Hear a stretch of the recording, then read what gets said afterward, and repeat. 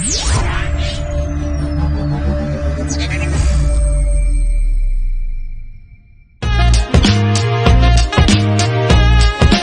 again, we have a very interesting set of panelists who are joining us this morning. So I'm going to quickly invite and introduce them to all of you.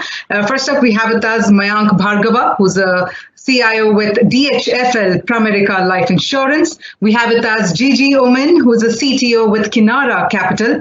We also have with us Umesh Padala, who's the Chief Digital Officer, as well as Chief Technology Officer with Star Health and Allied Insurance. And we also have with us Ekhlaque Bari, who's a Chief Technology Officer with Fullerton, India, and Prasanna Lohar, Head Digital Innovation, DCB Bank. And once again, spearheading this entire panel discussion with us, we have the fantastic Nimilita Chatterjee, who is the Partner of Financial Services, Risk Analytics, Business Consulting with EY India. So let's actually go ahead and hear from all of our speakers. But before that, I'm going to hand over the proceedings to Nimilita. Over to you.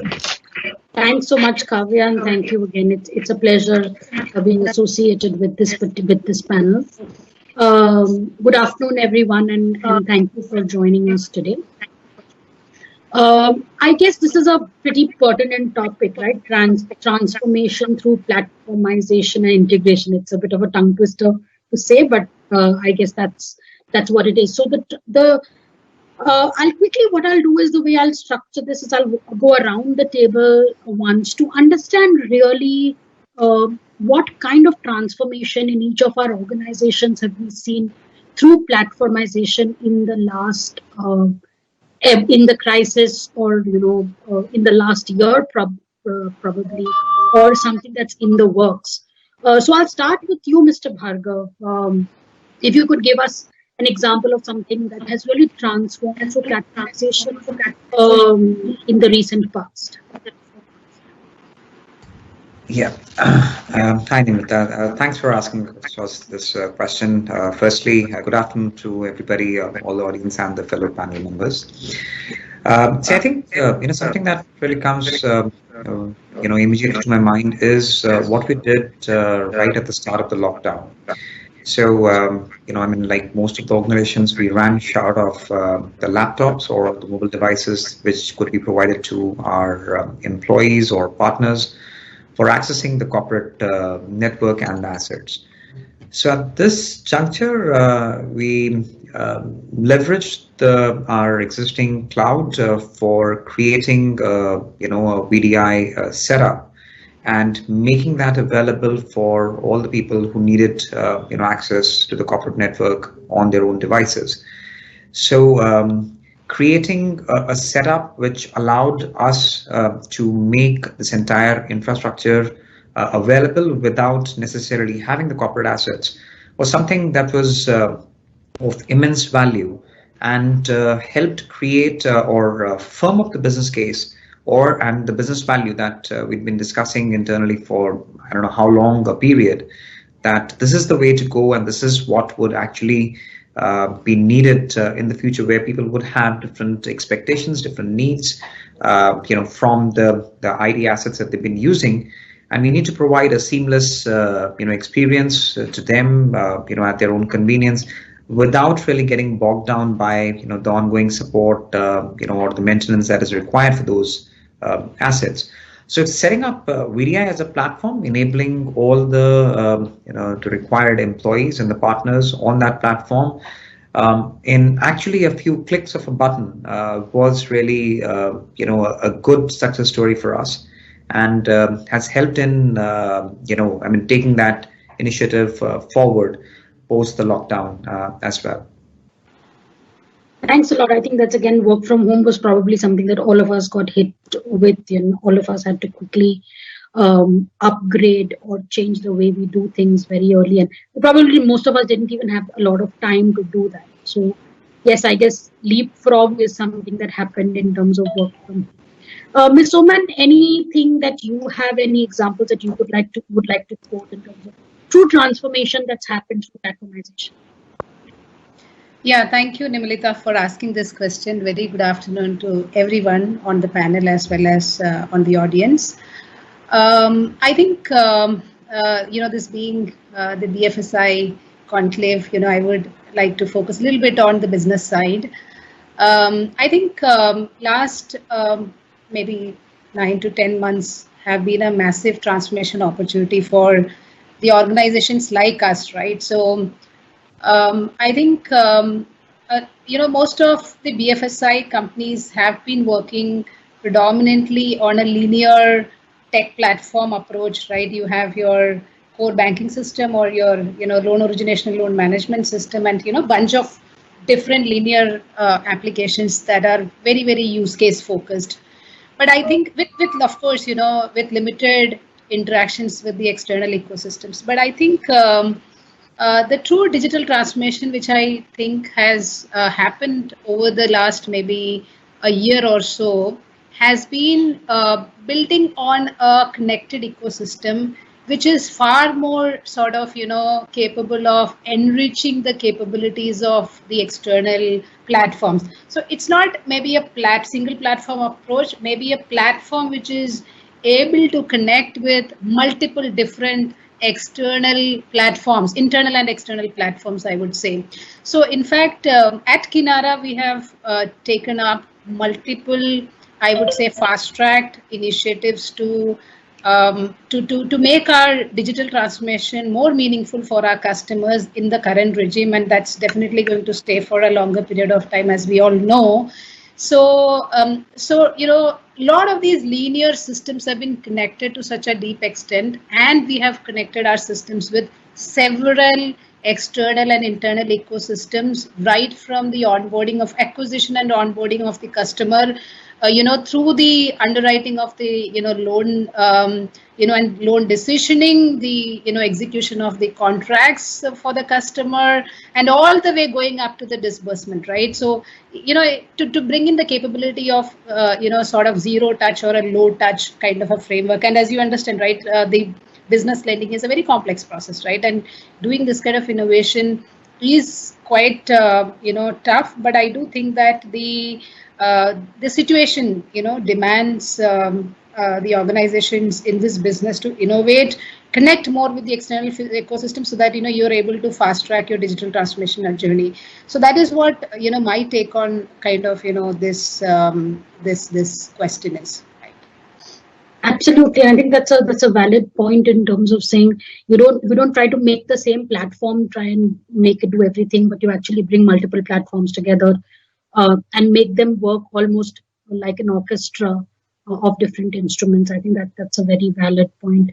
Mr. Padala, coming to you, what do you really feel in terms of the transformation that is happening or happened? And it could be a single platform, multiple platforms, whichever way you would look at it. Anything that we could hear from you in terms of real things that have really changed? Good afternoon, everyone, and on the panel as well as the audience. It's a privilege to connect and then exchange ideas. Platformization started. We started building our digital platforms and data platforms. And integrating into the enterprise was a big challenge. It was one of the challenges. But when COVID came, it hit everybody lockdown. Bringing your own devices is one of the platformization we did in 48 hours, and then brought in the capabilities across the enterprise to bring in securely all the devices. And then we brought in the capabilities in terms of the onboarding journey, end to end, including the payments and the onboarding experience, the customer experience, all the way up to the servicing in terms of the end to end, capturing the NPS. Entire thing was done in a record time because the whole digital, it went up to 90% of the digitization. Entire onboarding, sales, channel, everything was digital.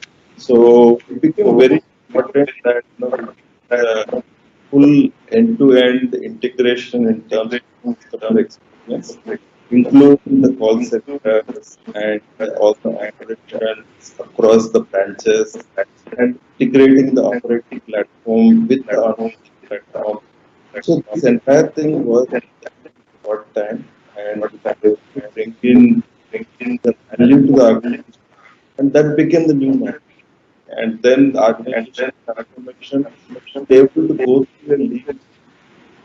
Otherwise, you need to do a lot of changes and then run through with organizations and then do a lot of trainings and all the adoption that became very smooth, and people were there was a quite a good of demand from the market in terms of yes, this is what we want to do, and then there's the additional features capabilities that we want on the digital platform.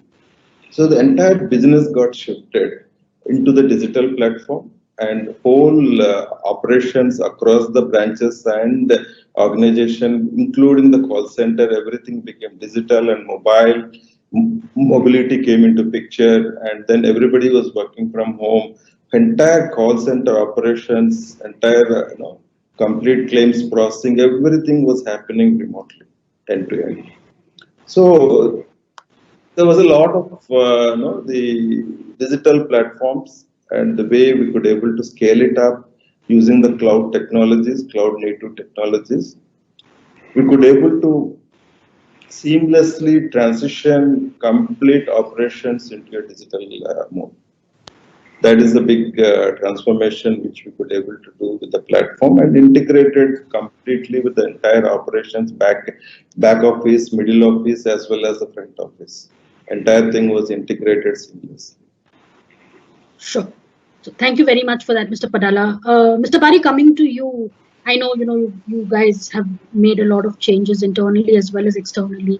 If you could put some examples of how things have really changed in the last 8-9 months. Yes. Okay. Thank you very much, Nimilita. Good afternoon, everyone, panelists and the audience. Not only in the 8-9 months, the topic is platformization and integration. I actually cleared a couple of CTO interviews by letting the interviewers know, which were mostly business folks, CEO and COO, that they must look at their IT from moving away from building applications and apps to building platforms. And the main reason for that is today's businesses, as Jijy said, today's businesses do not exist in isolation. They exist and work in an ecosystem of partners. There could be a partner with a collection agency, there could be a sales partner, there could be n number of partners, and a platform serves at Fullerton, it serves two objectives. One, the ability to hook into other systems, and for others to hook into our system. So that is one objective of our platform. The second objective of our platform is that it provides the ability for our developers and the IT folks to develop capabilities faster. So something that took 3 months to build last year should be taking 2 months, and as you enhance the platform would take 1 month next year. So the development cycle keeps on becoming smaller. So two objectives: ability to hook into ecosystems of partners, and secondly, reduction in development timeline. Now our platform is made up of 4 or 5 building blocks. Okay, the primary and the first one of them is APIs and services. The second is an orchestration engine which orchestrates all these APIs and services depending upon how you hook into that. The third one is a workflow engine. The fourth, of course, is cloud, to do away with the time-consuming setup of infrastructure. And the last but not the least is what we call micro front ends. So you don't have to develop, for example, the login screen again and again for different apps. It's made once and it is used in multiple apps. So we have front ends for lead status, we have front end for customer search, so on and so forth, which are already ready-made. Using these building blocks, we have delivered video KYC, VKYC in 20 days flat after finalizing who are we going to partner with. We delivered WhatsApp integration into our business. That has really been a boon, because in the last 8-9 months, the physical touch with the customer has reduced. So video KYC and WhatsApp have been a boon to the business, and they have been developed in 20-30 days for digital onboarding of customers. We have been able to integrate with brand new partners. These are the partners. See, during the 8-9 months, there are several partners who did not do brisk business, but there were certain sectors like groceries, education, pharma that did brisk business. So we were able to hook into these partners.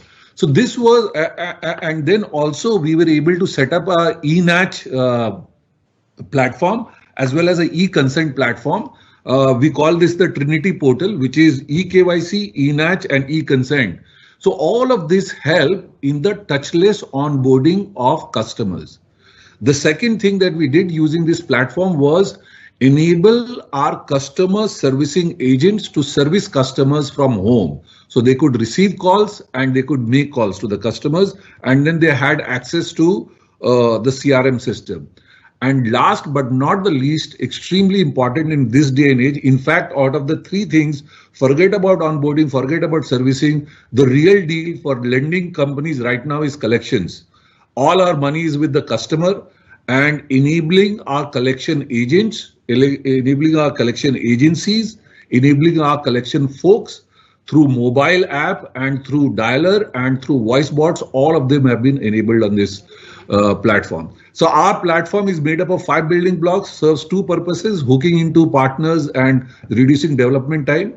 And we have done work around onboarding customers, we have done work on servicing customers, and we have done work around collections. That's a really super story, and it's probably an end-to-end story, which is really what what this is about. So it's really making the organization resilient through platforms, through an integration of platforms across the loan life cycle and across even the employees and including the servicing. Mr. Lohar, if I could get some comments from you as well, please, and then we can start the line of questions as well. Mr. Lohar. Yeah, good afternoon, everyone, and good afternoon, all the panel members. I was hearing a very good expert input from everybody. So I think, as rightly said by Ekhlaque, sir, also that it's not 9 months or 8 months the digital transformation journey started. I think, yeah, for sure, COVID has given a different environment altogether for employees and the workforces and the business people to how do we operate work from home, or how do we operate different kind of environment. But for organization, digital story keeps on continuing. The consumer who was visiting your branches earlier, he's not visiting your branches. So how do we really help that consumer to get on board and serve and get engaged with the banking operation? That is one of the primary opportunity was there in front of us. So I think the journey starts since last couple of years, wherein creation of those backend engines, like having those right set of ESB and open banking platforms, wherein we primarily work with one of the channel, right? Fintechs has a one channel. Although we have traditional channels, ATMs or mobile and internet banking. So other channels which we are considering the futuristic channels are fintechs, like wherein there are different business models which these guys are running, especially, say example, fixed deposit account opening. So we have this feature on our channels, but how can we really acquire more number of customers with the right set of fintechs? That is what we are looking for. That is one of the area wherein we are ready with those APIs and those connectors. Say example, for a set of service fixed deposit, there could be combination of 6-7 APIs. So what we have created, use case based microservices which hooks into one partner, and similar exercise if I have to do it to another partner, it's a seamless exercise for us. So that's the journey which we are taking care, so that we learn from the experiences, and we have connectors on both the side, partner side as well as on our bank side. Apart from that, I think there are web applications we have to develop for multiple internal operations as well as some of the external customer friendly portals. So therein we have created those, as Ekhlaque sir was talking about, like front ends, right? So the reutilization of components, reutilization of platforms, because what happens if I'm developing some app, right? It has to undergo QA, UAT followed by IT security and that complete cycle. So if we have this reusable component which are already signed off by security or those stakeholders, it makes easy for us to onboard this application for end user. That is what we are learning as a traditional way. But at the same time, we are onboarding, or we are going on the DevOps and that kind of a mechanism, where in the end to end, starting from your since design, development, QA, UAT till particular application relevant CR goes live, we are adopting that kind of a mechanism in that way. Last 7, 8, 9 months through these exercises, although reskilling with existing employees, we achieved around adoption of a video KYC, WhatsApp banking. We launched a straight through account opening for fixed deposit with the help of our API stack. There are something which we worked upon a remittance journey for. So primarily based upon a bank's aspiration, where business is moving, or post-COVID, what all different challenges are there. So based upon those areas, we are doing a lot of digital transformation. In the back end or the data centers, we are seeing the opportunity to create some of those bots which will take care of which are ongoing repetitive exercises which is done at back offices at a data center or at an operation center. In a mid, I think automation as well as the API journey, which is a prominent for us. And on the front side, mobility is the first game changer for us, wherein we launched our revised mobile banking in early April. Since then, we have seen surge of mobile customers, as well as we are adding more and more service seamlessly rather than redeveloping. I think that's platformization approach is really helping us in this whole journey.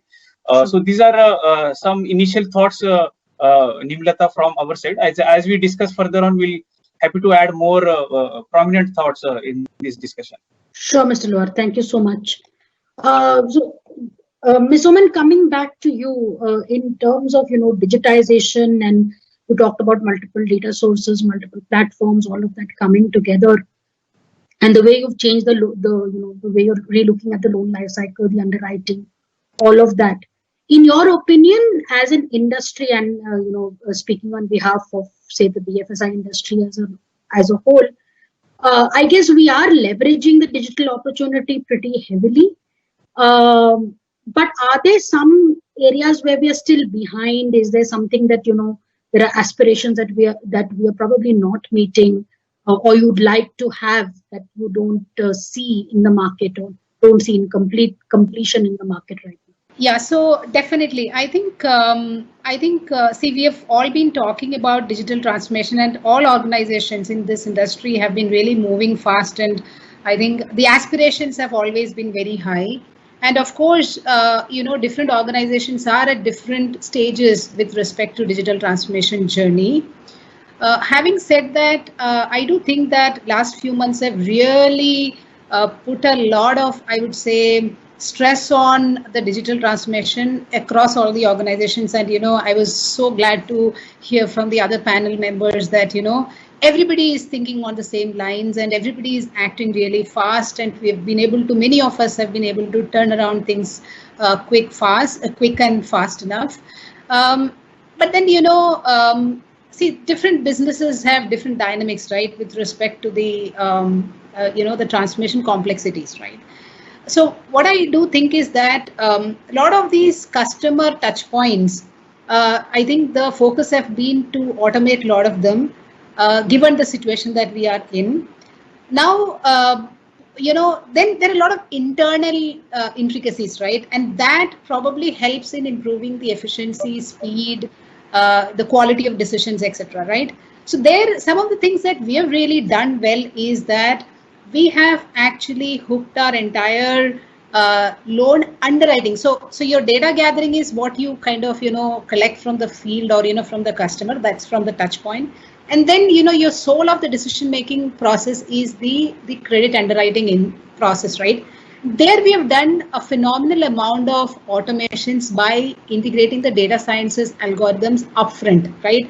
And that is basically something which has helped the decision-making process truly automated. So I think And of course, till a few months back, we found it very aspirational actually. And and with all these, fast track innovations that have happened, and everybody, and we've worked towards pushing that through. And perhaps what I feel is that the internal organizational processes where the efficiency needs to come to be able to give better response time, better quality of decisions, that is where I think some works may need to be done. And of course, this is a journey, right? It never ends. Because you need to bring in more elements in the process, your refinement process need to happen as you add more products and services to the bouquet. This will be an ever evolving activity, and I think that's where some more works may need to be done over time to make things more fast and efficient. Yes, Mr. Bari. Yeah, and Jijy is absolutely right. And what I wanted to add was, look, all companies are working on digital transformation. What should we aspire for with respect to India especially and being in BFSI? You see, one of the biggest problems that India has is the reach of banking and financial services to tier 3 markets, rural markets, the unbanked population, right? And at least at Fullerton, what we are working towards is how do we use technology to be able to enable the reach, okay? And when I say, so usually the pushback that comes not only from business and from the IT as well is, hey, look, the rural customers are digitally less savvy. They are digitally illiterate to be able to leverage digital. And my pushback is absolutely along the same lines. I say digital transformation and technology should be such that it should be consumable by our rural customers. If our rural customers are able to consume WhatsApp, why can't digital enable a customer experience that makes it as taking a loan or banking as easy as using WhatsApp? When you do that, you will have that adoption and you will have that buy-in from the customers. So while we are all working on digital transformation and we will continue to work, but the aim, I think where we can do better as a BFSI industry is to have that ambition of reaching the unbanked customers, reaching the rural customers in a way that is easy for them to consume and use the BFSI services. Absolutely, Mr. Bari. And I think in a panel in the morning, we were talking about, people who have feature phones as against smartphones. How do you get to them? How do you create a digital process which they can use as well? All of those kind of things. I think that's a very, very pertinent point, which is remembering that India is not one India. It's probably made up of many different parts of India which are equally large or equally need financial services as well. Mr. Bhargava, if I could come back to you in terms of development cycles and technology implementations, etc., are no longer 2-3 year assignments, right? And we're probably, as Mr. Bari was talking, it's probably 20 days. Mr. Padala talked about 1 month. All of these kind of so large scale changes are happening in an extremely crunched timeline and time frame. How do you see, how has that changed the way you do things, the way you approach talent, this whole thing of saying that things have to happen a lot quicker than they used to happen in the past now? See, quite true. I think, but before I get to that point, I think I'll just echo, the thoughts that were mentioned by Ms. Oommen as well as Ekhlaque. I think completely echo those sentiments that if, the services, if the rural population or any of the users can consume WhatsApp as an application or as a capability, why can't our services be actually made equivalently simple that any consumer can actually use it across the board? With this background in this context, when you kind of look at how do you make the new changes and large-scale changes happen very, very rapidly. I think that has. I think the time has already passed where people had relatively longer patience. You kind of look at an IT project and people would expect that the delivery would happen after 5-6 months, maybe a year or even longer.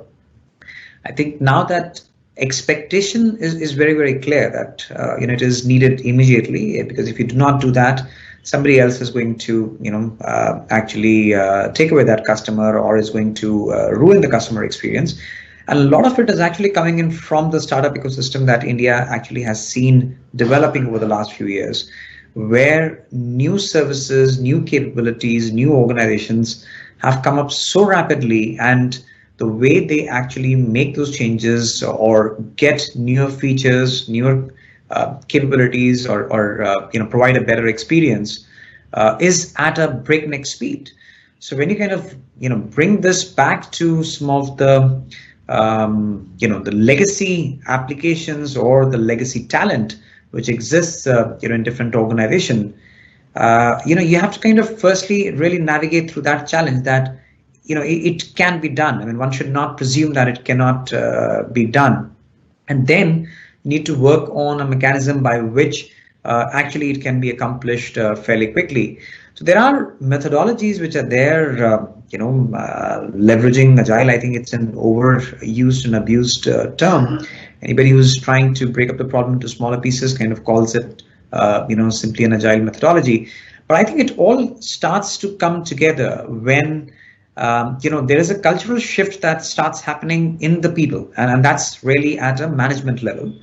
That people understand that not everything is going to be available immediately, but you need to really determine what is extremely critical at this point of time, go after it, make it a a problem that can actually be solved, deploy it, build, test and deploy, and then go after the next one, right? And keep this moving as a chain.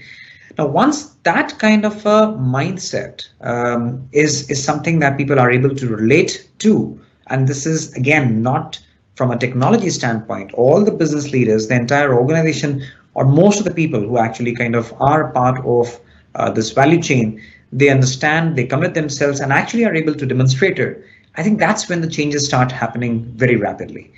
And that also kind of, then becomes a self-sustaining cycle, because people see the value of something being delivered quickly. If it's not working well, you kind of, make adjustments, make corrections, and then go in after the next one instead of really thinking, okay, the next change or the next build is going to come in, subsequently, which is going to take a lot of time. All of this, when kind of seen in with respect to different industries, in the BFSI space, in the retail space, in the e-commerce, all the other services space, I think is kind of fueling competition. Everybody wants their experience like Zomato or a Swiggy or a Paytm, and that's where the boundaries are seriously blurred. And people are, when they're kind of looking at talent to be brought in the organization, they're no longer so focused about, in the services, in a business organization or in the industry, they're no longer focused about or so fast that somebody has to come in from the industry. In fact, they don't want people from the industry. They're saying, let's get some of these people or the young blood or people who have not been actually polluted or corrupted by the industry, and get them to really drive some of these changes. So creating a talent pool which is not coming in from your native industry or the actual domain, and ensuring that they have a mechanism, they have an ecosystem within which they can flourish, they can sustain, and of course coming in with a strong support from the management team from the top, that this is the kind of a culture that we would want to develop if we really have to succeed or have to exist in the business. I think that's how some of these things are happening. The change is slow. I wouldn't say that it's happening very, very rapidly, but I think it is here to stay. People are understanding, acknowledging, but they are fighting their own demons. to work with that change.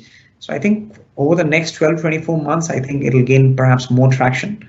It'll become more visible and definitely will generate more value. Absolutely. I think, again, technology is no longer the domain or the bastion of technology teams themselves, right? I think it's become sort of everybody has to use it, everybody has to adopt it, and everybody has to sort of become part of it and push it for it to really be used all pervasive. I think that's very well said.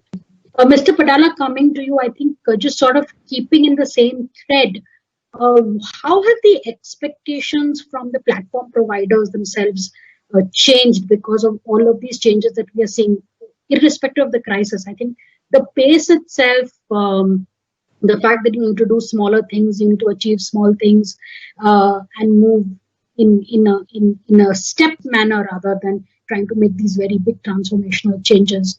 How has that changed the expectations from platform providers? See, if I look at it, transforming a vision into an execution, the biggest challenge, okay, what we found is the platform. If we are able to build a platform, right set of platform with the right set of capabilities, and having the open connections and integrations, that's the crux of the matter. Then the scaling up of the platform and taking it up to the next level and adding more services and more capabilities, that's relatively easy and simple. And also we can look at it in terms of what is working in the market, what is not working in the market. That capability can come in relatively at a rapid phase. But building the base platform, building the base connectors, building the base infrastructure, that is exactly where we found quite challenging initially. But once we had the right set of platform partners and the processes in terms of the DevSecOps or any of the processes, internal agile processes, and then bringing in the right set of talent and people. When we got all these ingredients together, then rapidization and then building multiple innovative solutions and also experimenting with the cloud native technologies and start implementing solutions with the cloud native technologies. Then looking at how do we go about in terms of the open source offerings, what exactly you can change. These are some of the tricks and techniques that we looked at it in terms of how do we want to bring in a rapid delivery and also bring in terms of the platformization process as such. What should be our overall strategy in terms of the building the whole platform? Do we want to build everything and then go into the market, check it out, and then see that what works, what doesn't work? Or you want to build the base platform and take multiple use cases and build teams, agile teams, squads, pods, which can work in parallel, which can work on independent business outcome driven use cases, and start building it and then seeing that which works, which doesn't work. We did even do a couple of solutions like, we went ahead with 2-3 options and then found out what works in the market. Especially Ekhlaque was talking about rural. That is an area where a lot of assumptions gets made. A lot of things we underestimate the way they operate in the rural market. So we did bit of experimentation and went into the market and did the research and found out what is really working on the ground. There are a few things that did not work, but the few things that gave us a lot of learning experience, which we could able to fine tune and able to redeploy into the market. So this is the process. This is where we look at it in terms of the platformization, bringing in huge value, especially the digital platform, which gets connected across the enterprise and outside the enterprise with the third parties as well as the partners. I'll give one example, okay, especially in the pandemic time. We being the healthcare, health insurance company, we looked at it all our elderly customers. And we connected back to elderly customers and then understood that, what is that they are going through. It is a very different, the insights what we get in when we look at the elderly customers care. Okay, elderly customers, lot of, the children are not around, children are living at a different location. So we could able to see that what is their comorbidity, what are the real challenges they're going through, what is that they need in terms of the healthcare support. So we went multiple steps ahead and then able to achieve entire experience with the digital platform. We could able to connect entire customer engagement, customer, getting the complete EHR, and then as well as getting the assessment done. Everything was done using the telemedicine and the wellness platforms, which we could able to provide, and then able to get a lot of insight. Majority of them were doing good, and then they were actually 50% above, and then it's a very good insight. So 50% of the population, of the elderly population, they were doing good. But there are remaining 50% of the people, okay, the population, which needed the support. Some of them are like, very normal, the scenarios where they needed a little bit of wellness support. Some of them needed a little bit of telemedicine support. They needed to talk to a doctor. We could be able to connect them, bring that connectivity. And this could be achieved in an environment where everything was digital. Everything has to happen in a digital manner. Sure. So these are some of the things. Sure. Very interesting. Thank you, Mr. Padala. Thank you. Thank you for those insights. I probably have time only for one last question, and my last question will be for you, Mr. Bari. In terms of all of these rapid changes happening, there is a need for talent, right? The industry and probably the BFSI industry as such is, and going back to what Mr. Bhargava said, you're probably looking at a non-traditional supply of talent right now. So how are we going to, as an industry, retain, upscale our talent, and what are your views in that area? Nimilita, talent is one, I wouldn't say one of the biggest challenges, but it is the biggest challenge. All of us have agreed on this panel that the businesses are looking to accelerate their digital transformation. IT is working on digital transformation. We are going into agile DevOps cloud, also leveraging data. And for all of these, you need people and you need skilled people. And what is happening right now? BFSI industry is competing with IT industry. So, okay, first let me tell you what are the kind of skills that we at Fullerton are finding difficult to attract. Okay, one is good engineering skills, absolutely great technical skills, right? The second is product owners and product management, product owners and product engineering skills. Understand, developer is different, whereas one who engineers a software product is different, and a product owner skill set is different. It's T-shaped skills. And the third one is data, whether it is data engineers or data scientists.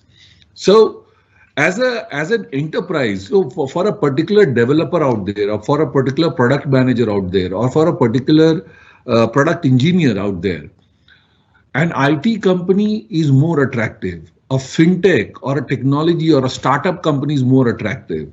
An e-commerce company is more attractive. Or perhaps a consulting company like EY or Deloitte, or these companies are more attractive. Enterprises are competing against all of these industries. First, there is a shortage of talent. Then in this shortage of talent, you are competing against these big boys or big girls to attract this talent. And then within the BFSI, NBFCs and insurance companies have to compete with banks for the talent. I think Prasanna is the only one from the bank. But we lose, for all the people that we lose, after 10 people that we lose, 6 or 7 of them end up being in the bank. Actually, 50% in the bank and 50% we lose to the tech industry. So it is a huge challenge, and the way to solve for it is to have a very strong talent acquisition pipeline. You must have programs that will help you encourage and grow technical people. So a lending company would have platforms for or programs for growing commercial leadership, sales leaders, finance leaders, risk leaders. But how do you make your company and a career path for a technical leader?